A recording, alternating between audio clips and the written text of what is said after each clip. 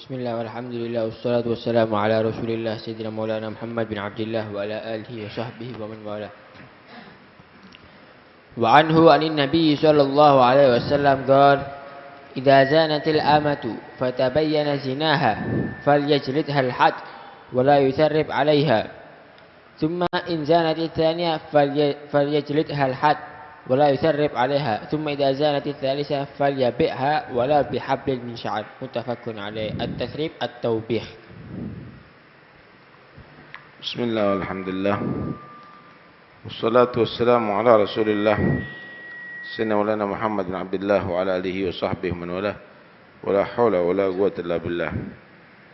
Wa anhu, dari sahabat Abu Hurairah, anin Nabi sallallahu alaihi wasallam, dari Nabi sallallahu alaihi wasallam bersabda, idza zanatil amatu, jika seorang budak perempuan berzina, fatabayyana zinaha, menjadi jelas zinanya itu perempuan, dengan pengakuan itu perempuan, atau si sayyid atau karena ada yang melihat itu perzinaan, ya tentunya dengan 4 saksi dan seterusnya,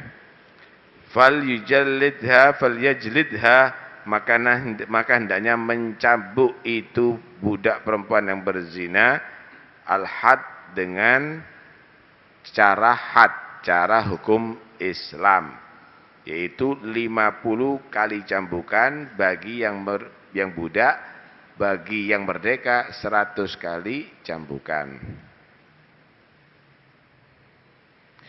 Wala yutharrib 'alaiha, maka janganlah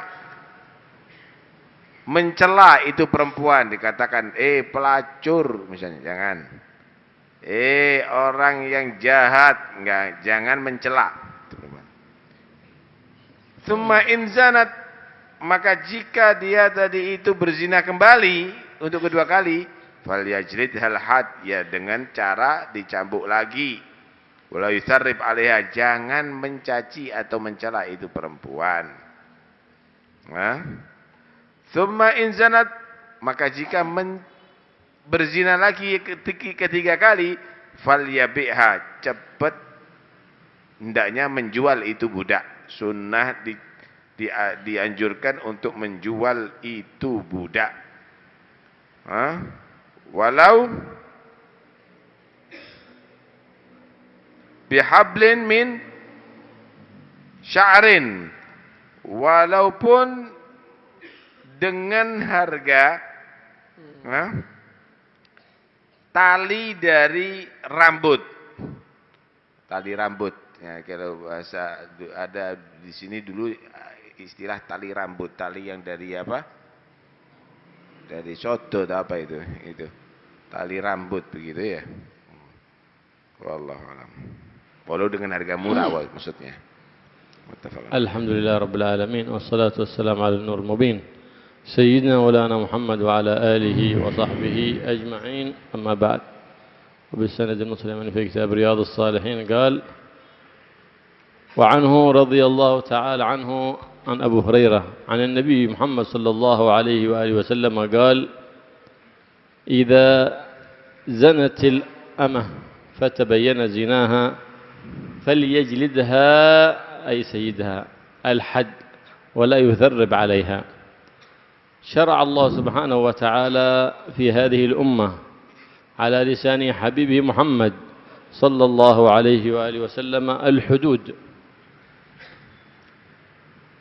وهذه الحدود سر عظيم في عباده سبحانه وتعالى، إذ أن الحد المنع، فلو أقيمت الحدود لم تنع جميع العاصين من معاصيهم، فلو أقيم الحد على القاتل لم يقتل قاتل، لو أقيم الحد على السارق لم يسرق سارق، لو أقيم الحد على الزاني لم يزني زاني، لو أقيم الحد على شارب الخمر لم يشرب شارب، لصلحت المجتمعات كلها، إذ هذا نظام من رب السماء لعباده، بواسطة حبيبه محمد صلى الله عليه وآله وسلم.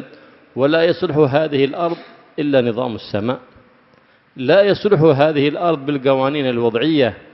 وإن أعرضوا في هذا الزمان عن شرع حبيب الرحمن محمد صلى الله عليه وآله وسلم فإنهم لا حل لهم لمشاكلهم السياسية والاقتصادية والاجتماعية إلا برجوعهم لشريعة حبيب الرحمن محمد صلى الله عليه وآله وسلم. ولا زال إلى اليوم والليلة يكتشفون سر هذه الحدود، يكتشفون ما مدى سر هذه الحدود، حتى أنهم اكتشفوا عندما يجلد هذا الزاني أنه تتنشط فيه خلايا تضيفه في الفرح في باطنه لينتعش باطنه فيتوب ويرجع فردا صالحا في المجتمع. الآن يكتشفون هذا، وقد أخبر حبيب الرحمن من قبل 1400 عام. Hadis ini menerangkan jika ada seorang perempuan berzina dan menjadi jelas, maka hendaknya dicambuk. Dilaksanakan hukum agama yang disebut al-had. Al-had itu dalam segi bahasa al-mana', mencegah. Artinya jika ditegakkan ini hukum-hukum agama, maka akan tercegah tuh kekeliruan berulang kembali. Orang yang berzina, jika ditegakkan itu hukum had, dia nggak akan berzina lagi dah. Orang yang mencuri, jika ditegakkan itu hukum had, dipotong tangannya, nggak mencuri lagi dia. Orang yang minum khamr, jika ditegakkan hukum had tadi itu, maka tidak minum khamr lagi. Akan tercegah dengan sendirinya. Karena itu, ini hukum bukan buatan manusia, bukan undang-undang yang dibicarakan oleh manusia yang berselisih pendapat, tetapi ini hukum Rabbul Alamin yang dibawa oleh Rasulullah SAW dari Tuhannya. Karena itu tidak ada tawar-menawar lagi, perlu dipertimbangkan lagi atau dimusyawarahkan lagi. Hati-hati. Dimanapun kamu berada, apalagi di mayoritas umat Islam, dimanapun kamu berada tidak halal. Kamu tadi itu tidak halal, artinya haram, tidak halal. Kamu lebih mengedepankan hukum manusia daripada hukum Allah. Tetap hukum Allah yang harus menjadi harapan kamu setiap saatnya untuk ditegakkan. Walaupun di negeri berideologikan apapun, sekalipun negeri komunis. Itu harapan setiap orang Islam begitu. Nggak boleh. Karena itu, sebenarnya pelaksanaan ini adalah untuk mengatur umat nih supaya tidak ada yang merasa terganggu. Kalau peminum khamr itu dicambuk di muka orang-orang, peminum khamr nggak jadi preman, nggak jadi jago, dicambuk kok di muka orang-orang. Kalau orang yang berzina tadi itu dicambuk muka orang-orang, udah dia akan kembali jadi orang baik dah. Nggak mungkin. Tapi kita tetap tidak boleh mencela gitu. Tetap kita tidak boleh mencela kalau sudah dilaksanakan itu hukum. Itu yang pertama. Yang kedua, bagi pelaku selesai. Dia berubah menjadi orang baik, selesai. Dan dia akan terjaga betul, tidak sampai menjadi rusak kembali. Tapi kalau hanya sekedar masuk 6 bulan atau setahun, apalagi dipiring. Hanya dibina 1 hari, kemudian keluar. Mana jerahnya buktinya?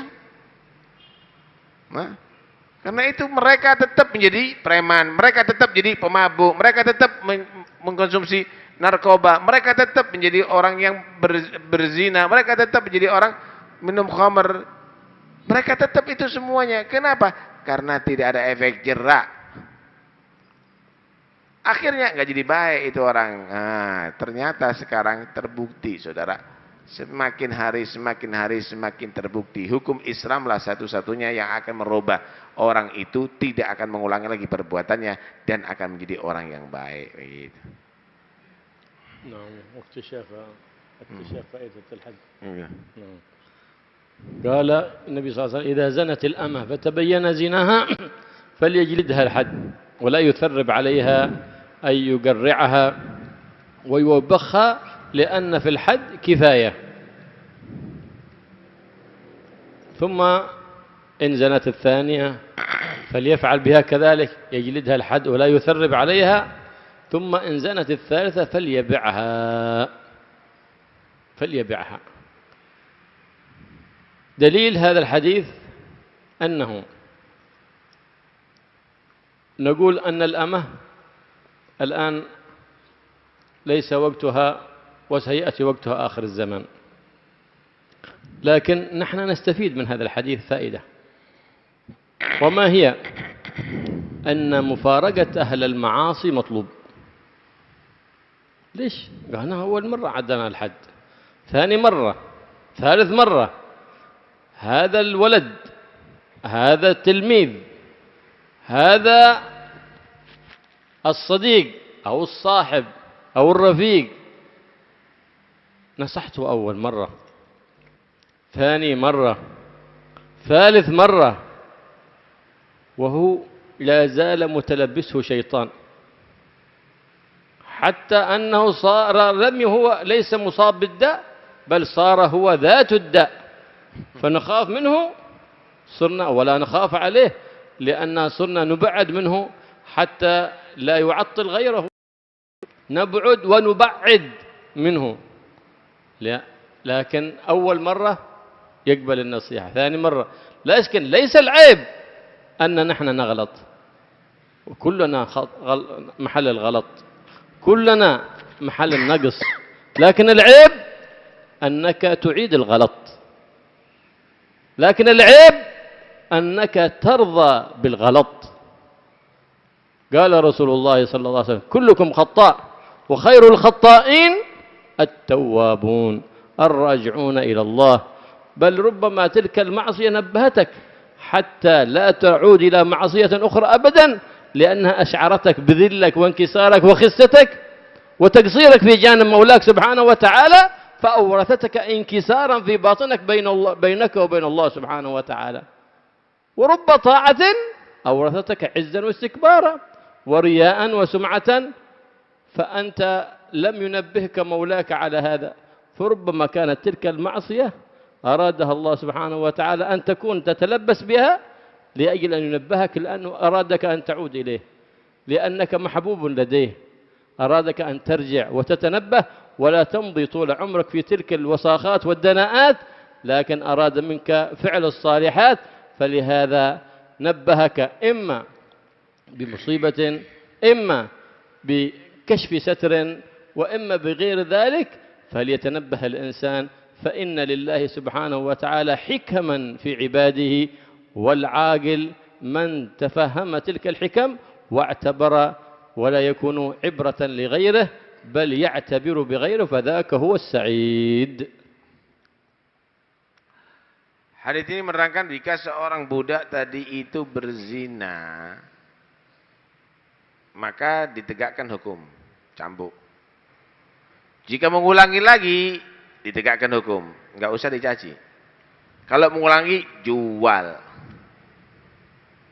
Hadis ini menerangkan bahwa orang yang sudah tidak bisa diharapkan jadi baiknya, jangan didekati, pisah. Siapapun dia, muridkah, ditegur berkali-kali, nasihati dulu bagus, ngulangi lagi, keluarkan. Budak kamu juga demikian, ditegur begitu-begitu, keluar, jual. Istri kamu misalnya, talak, cerai. Nggak usah dipertahankan. Kenapa? Nanti kalau dapat turun azab, kena kamu nantinya. Kalau turun azab, kena kamu nantinya. Ini pertama.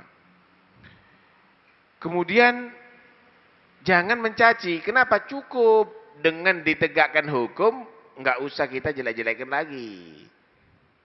Nggak usah kita jelek-jelekan lagi, karena itu katakan walau yusarrib, jangan dicaci lagi. Orang itu kalau sudah dihukum ya sudah.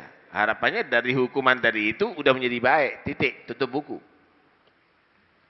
Jangan dicela-cela lagi, jangan ingat lagi. Kemudian timbul, apa perlunya ditegakkan itu hukum? Bukankah mereka menjadi orang yang malu? Enggak apa-apa. malu untuk jadi baik, kenapa enggak? Itu adalah bagus. Mempermalukan orang di hadapan halayak enggak. Kalau dia jadi orang baik, enggak melakukan itu, enggak perlu dipermalukan. Tapi kalau sudah melakukan sampai berzina, saudara, bukankah itu satu hal yang memalukan? Maka perlu dicambuk di muka orang. Kenapa? Supaya tidak melakukan hal yang memalukan lebih jahat lagi nantinya. Pertama berzina, jangan-jangan sebentar lagi akan memperkosa dia. Cambuk muka orang. Paksa malu. Kenapa? Karena dia sudah mengorbankan malunya. Perasaan malunya. Begitu Islam mengatur, saudara. Karena itu,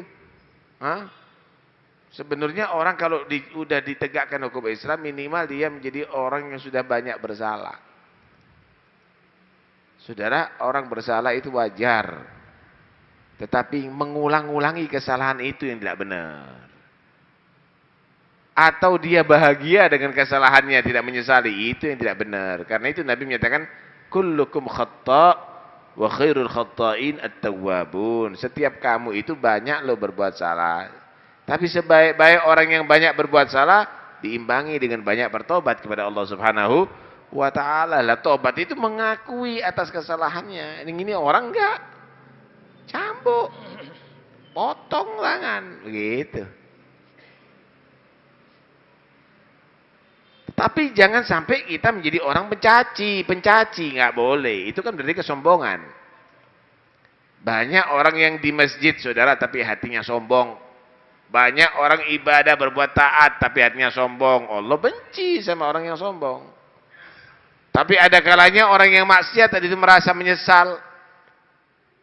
Baik itu penyesalan langsung atau setelah dihukum merasa menyesal. Betul-betul dia bertobat, dia akan menjadi kekasih Allah loh. Karena itu sebenarnya ada hikmah di balik itu semuanya. Saudara, ketika Allah Subhanahu wa ta'ala ingin menyadarkan orang-orang yang beriman, maka ada kalanya dengan dia tadi itu ditegakkan had, ada kalanya dia sadar dengan sendirinya. Allah Subhanahu wa ta'ala mungkin akan mengingatkan dengan cara diberikan penyakit atau musibah. Disitulah orang yang mendapatkan sakit atau musibah tadi itu koreksi diri. Apa salahku sama Tuhan? Langsung kembali memohon ampun kepada Allah. Insya Allah cepat akan teratasi permasalahannya. Bukan menyombongkan diri. Itu cara Tuhan untuk mengingatkan kita sebenarnya. Itu cara Tuhan untuk mengingatkan kita. Karena itu dikatakan as-sa'id. Orang yang beruntung itu adalah orang yang bisa mengambil ibrah dan hikmah dari setiap kejadian yang ada. Paham nih ya? Oh, ada orang kok dia tadi itu kena penyakit ini ya. Oh iya, orang istirahatnya nggak dipikir, kerja terus banting tulang, sautee dibanting. Misal, paham ya? Oh, itu orang kenapa ya? Kok kakinya itu, oh iya kebut-kebutan sepeda motor, akhirnya kecelakaan, jadinya begitu.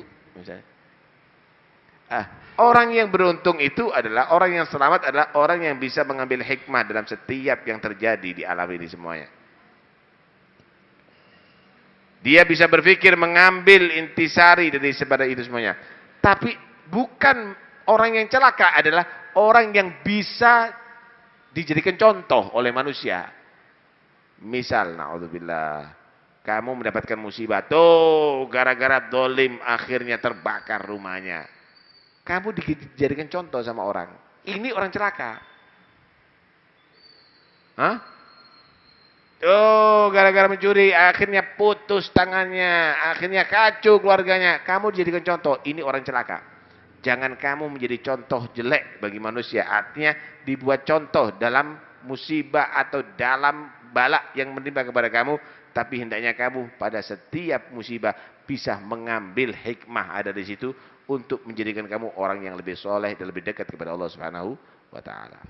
Ulaika alladziina badalna lahum an-nasiha awwalan wa thaniyan wa thalithan wa abaw illa an yastamirru ala ma hum fihi min an-naqs وسخط الله سبحانه وتعالى، فابتعدنا عنهم وبعدنا عنهم من نحب لئلا يفسدوا غيرهم. أولئك ما ظلمناهم ولكن كانوا أنفسهم يظلمون، ظلموا أنفسهم، ما حد ظلمهم. لماذا بعدنا عنهم؟ لأن العذاب يعم والخير يخص. فلهذا عندما كان أصحاب الأيكة انقسموا فيهم 3 فرق: الذين خالطوا نهوا أهل المعصية عن سبتهم اصطيادهم الصيد، ونهوهم وعاتبوهم، ثم بعد ذلك خالطوهم عندما نزل العذاب وقع على العاصين وعليهم. أما الذين عاتبوهم وفرقوهم أولئك هم الناجون من عذاب الله سبحانه وتعالى. فالغضب لله من الإيمان. نزل ملائكة على سيدنا يوشع بن نون وأخبروه أنهم مأمورون بإهلاك 100,000 من هذه القرية، 40 من الأخيار و60 من الأشرار. قال: فما بال الأخيار؟ قال: إنهم لم يغضبوا لله. فالذي يغضب لله هو المؤمن الذي ثبت الإيمان في قلبه، فلا يحب المعاصي ولا أهلها ولا يقرب منهم، ويحب أهل الطاعة ويقرب منهم، ويحب الطاعة وأهلها. فالله يحبب إلينا لكم الطاعات ويبغضنا في المعاصي وأهلها. Amin. Ikfi. Kemudian diterangkan tadi bagaimana ternyata dalam penegakan hukum had ini bukanlah karena Allah Subhanahu wa taala ingin menyakiti atau mendolimi hambanya. Itu hasil ulah kedoliman hamba Allah terhadap diri mereka sendiri. Wa ma dhalamahumullah walakin kanu anfusahum yadhlimun. Itu bukan Allah berarti mendolimi mereka. Mana ada. Mereka mendolimi diri mereka sendiri dihukum. Dia jahat terhadap diri mereka sendiri. Dia bisa kawin, kenapa harus berzina? Dia bisa tidak mencuri, kenapa harus mencuri? Dia bisa minum susu, bisa minum air, kenapa harus minum khamr? Karena itu mereka jahat terhadap dirinya sendiri. Sebenarnya kejahatan itu juga terhadap orang lain. Kenapa? Kalau bala itu turun akan menimpa kepada yang lainnya loh. Maksiat bisa dilakukan oleh perorangan, tapi kalau bala yang diturunkan Allah karena perbuatan orang maksiat, nggak bisa hanya kepada orang itu aja. Orang sekitar juga akan kena. Sehingga diceritakan ashabul aikah, penduduk aikah yang diazab oleh Allah Subhanahu wa taala, berubah wajah mereka menjadi kera, Saudara. Itu ada 3 golongan sebetulnya, bukan semuanya berbuat maksiat. Bukan menjadi pelanggar semuanya. Hukumnya saat itu adalah tidak boleh dia itu mancing atau berburu ikan hari Sabtu. Tetapi mereka membuat hilah. Subhanallah, ikannya kalau sudah hari Sabtu minggir semuanya. Ngeleset ada di pantai. Seakan-akan menyatakan, berani ngambil aku. Kalau nggak hari Sabtu, di tengah laut harus berangkat mereka. Akhirnya mereka buat akal-akalan. Nih akal kalau nggak taat kepada Allah, buat tambak atau danau. Dikasih pintu dengan laut yang lebih rendah daripada laut. Ketika hari Sabtu dibuka pintunya, masuk ikannya. Kalau udah penuh ditutup. Hari Ahad panen. Loh, anak kan panen ngambil ikannya cuma hari Ahad kata dia, bukan hari Sabtu. Ini pinter-pinteran akal tapi bukan untuk takwa kepada Allah. Nah, di situ ada yang menjadi pelanggar, ada golongan manusia enggak, malah negor, jangan haram, hukumnya haram. Wah, haram-haram dok, wis. Udah biasa, udah bisa toleransi. Kita harus hidup toleransi, masyarakat tetap harus kita hormati itu dan ini. Maksiat begitu. Nah, dia tetap berbuat baik itu dan ini, tidak tegas. Yang ketiga, ketika tidak mau, ya udah, angkat kaki. Anak nggak mau kumpul sama ini. Ketika turun adab, saudara, pagi menjerit-jerit mereka. Oh, jerit mereka semuanya. Yang kumpul di situ dua golongan, yang pelaku, kemudian yang melarang tapi dia tinggal bersama. Toleransi tadi itu. Yang pindah selamat, saudara. Pagi dilihat wajah mereka jadi keras semuanya. Suami kelihatan istrinya jadi keras, istrinya melihat suami jadi keras, anaknya jadi keras semuanya. Akhirnya 3 hari mereka sudah ngenes semuanya, mati semuanya. Karena itu jangan main-main. Nabi Allah Yusha bin Nun datangi malaikat. Aku diperintahkan oleh Allah untuk menghancurkan penduduk kota ini yang jumlahnya 100.000.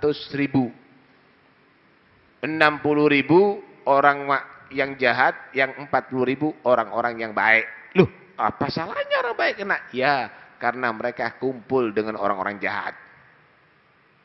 Kumpul dengan orang-orang jahat. Karena itu bahaya sekali. Disinilah kita jangan mau serumah dengan orang yang jahat. Jangan mau kita duduk bareng dengan orang jahat. Ketika turun azab, kena lo inti. Kena kamu.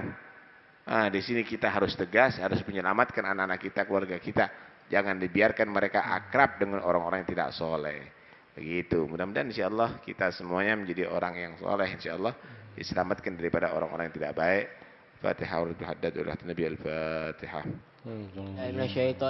Bismillahirrahmanirrahim. Alhamdulillahi rabbil alamin arrahmanir rahim maliki yaumiddin. إياك نعبد وإياك نستعين اهدنا الصراط المستقيم صراط الذين أنعمت عليهم غير المغضوب عليهم ولا الضالين آمين.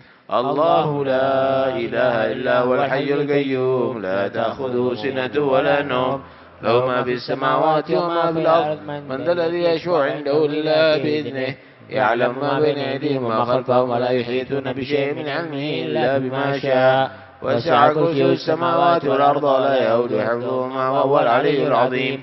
آمن الرسول بما أنزل إليه من ربه والمؤمنون كل آمن بالله وملائكته وكتبه ورسله لا نفرق بين أحد من رسله وقالوا سمعنا وأطعنا غفرانك ربنا وإليك المصير. لا يكلف الله نفسا إلا وسعها لها ما كسبت وعليها ما اكتسبت. ربنا لا تؤاخذنا إن نسينا وأخطأنا. ربنا ولا تحمل علينا إصرا كما حملته على الذين من قبلنا. ربنا ولا تحملنا ما لا طاقة لنا به واعف عنا واغفر لنا وارحمنا أنت مولانا فانصرنا على القوم الكافرين. لا إله إلا الله وحده لا شريك له له الملك وله الحمد يحيي ويميت وهو على كل شيء قدير.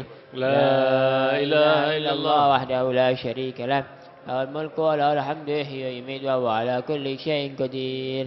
لا إله إلا الله وحده لا شريك له الملك وله الحمد يحيي ويميت وهو على كل شيء قدير. سبحان الله الحمد لله ولا إله إلا الله والله أكبر. سبحان الله الحمد لله ولا إله إلا الله والله أكبر. سبحان الله الحمد لله ولا إله إلا الله والله أكبر. سبحان الله بحمده سبحان الله العظيم. سبحان الله بحمده سبحان الله العظيم. سبحان الله بحمده سبحان الله العظيم. ربنا اغفر لنا وتب علينا إنك أنت التواب الرحيم. ربنا اغفر لنا وتب علينا إنك أنت التواب الرحيم. ربنا اغفر لنا وتب علينا إنك أنت التواب الرحيم. اللهم صل على محمد. اللهم صل عليه وسلم. اللهم صل على محمد. اللهم صل عليه وسلم. اللهم صل على محمد. اللهم صل عليه وسلم. أعوذ بكلمات الله التامات من شر ما خلق. أعوذ بكلمات الله التامات من شر ما خلق. أعوذ بكلمات الله التامات من شر ما خلق.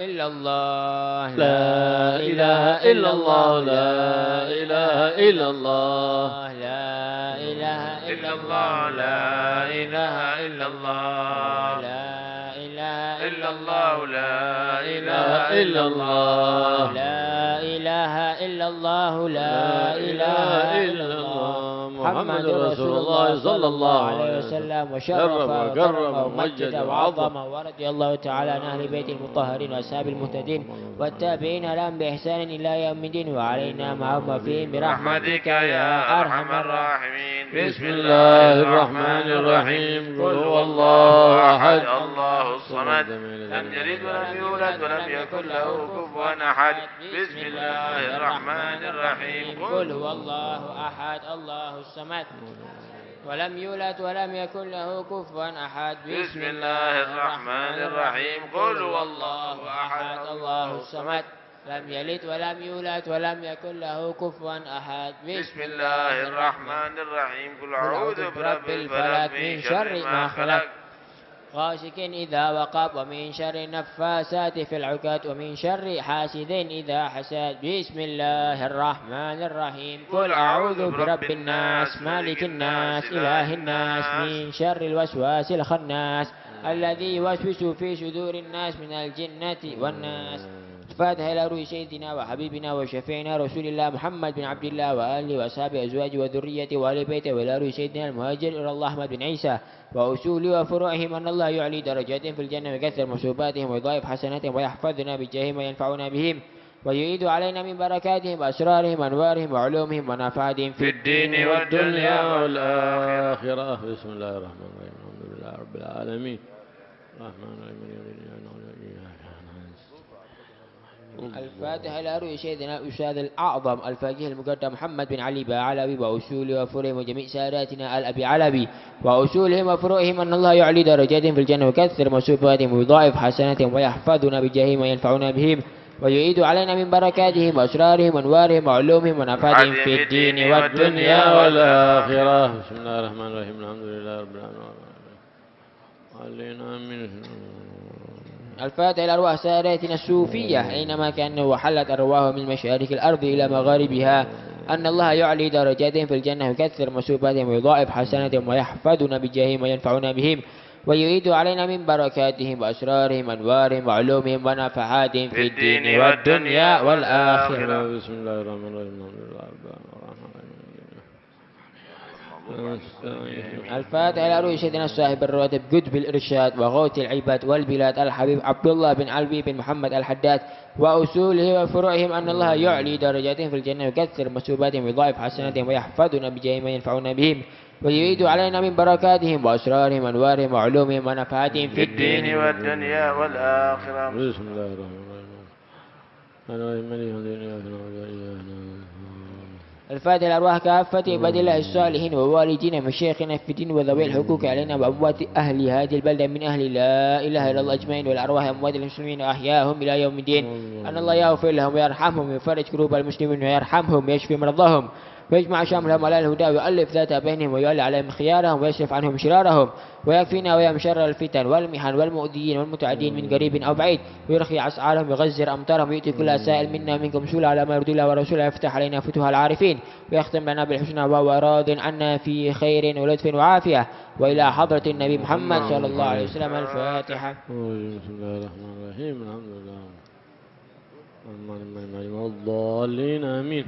اللهم إنا نسألك الرضا والجنة ونعوذ بك من سخطك والنار. اللهم إنا نسألك رضاك والجنة ونعوذ بك من سخطك. اللهم إنا نسألك رضاك والجنة ونعوذ بك من سخطك والنار. يا عليم السر منا لا تهتك ستر عنا وعافنا واعف عنا وكلنا حيث كنا. يا عليم السر منا لا تهتك ستر عنا وعافنا واعف عنا وكلنا حيث كنا. يا عليم السر منا لا تهتك ستر عنا وعافنا واعف عنا وكلنا حيث كنا. زل سيدنا محمد صلى الله عليه وسلم عنا خيرا. زل سيدنا محمد صلى الله عليه وسلم عنا ما هو أهله. زل سيدنا محمد صلى الله عليه وسلم عنا خيرا. جزا الله سيدنا محمد صلى الله عليه وسلم عنا ما هو أهله جزا الله سيدنا محمد صلى الله عليه وسلم عنا خيرا جزا الله سيدنا محمد صلى الله عليه وسلم عنا ما هو أهله جزا الله سيدنا ونبينا محمد صلى الله عليه وسلم عنا أفضل ما جزى نبينا عن أمته يا الله بها يا الله بها يا الله بحسن الخاتمة يا الله بها يا الله بها بحسن الخاتمة يا الله بها يا الله بها يا الله بحسن الخاتمة